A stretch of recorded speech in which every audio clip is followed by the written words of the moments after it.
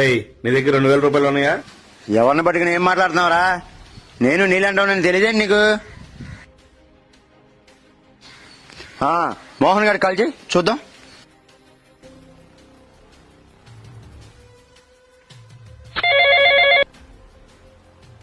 వీడు ఫోన్ చేస్తున్నాడండి. ఏం రైడు కట్ చేస్తున్నాడు? చేయి ఇంకోసారి చేయి. అమ్మని వీళ్ళు ఇక్కడే ఉన్నారు, తప్పించుకెళ్ళిపోవాలి. మళ్ళీ వీళ్ళే ఫోన్ చేస్తున్నట్టున్నారు. క్రియేటివిటీ మొత్తం బయటికి తీస్తా, నా తడాకా చూపిస్తా. హలో, రేయ్ ఫోన్ ఎత్తాడు.